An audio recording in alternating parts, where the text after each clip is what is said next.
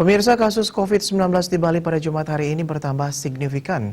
Total terdapat 93 kasus baru yang dilaporkan, dilihat dari data yang dilansir Gugus Tugas Percepatan Penanganan COVID-19 Bali. Selain itu, 71 pasien dinyatakan sembuh dan 2 orang dilaporkan meninggal hari ini. Seluruh jenis penularan dari kasus baru adalah transmisi lokal. Dengan masih mendominasinya transmisi lokal, kumulatifnya mencapai 4.511 orang. Selain itu, dari total 4.901 kasus yang ditangani Bali, PPDN mencapai 85 orang dan PPLN sebanyak 305 orang. Untuk sebaran kasus baru sudah memasuki hari keempat, seluruh kabupaten kota melaporkan tambahan warga terjangkit. Pada hari ini yang tercatat melaporkan kasus terbanyak ada 2 kabupaten yaitu Buleleng dan Badung. Sama-sama melaporkan tambahan 15 kasus baru.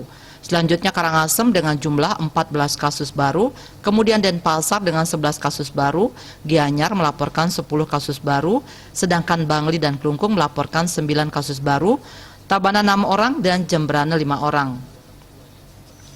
Untuk kasus sembuh terjadi penambahan 71 orang, sehingga kumulatif pasien sembuh menjadi 4.260 orang. Tambahan kasus sembuh terbanyak dilaporkan Buleleng dan Gianyar dengan masing-masing 15 orang.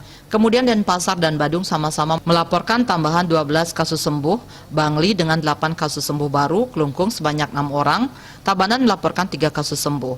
Hingga saat ini kasus aktif masih sebanyak 581 orang.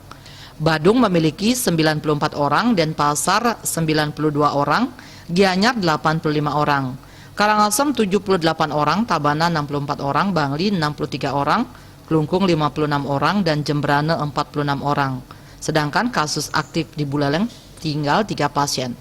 Kasus meninggal hari ini bertambah 2 orang, yakni asal Badung dan Denpasar.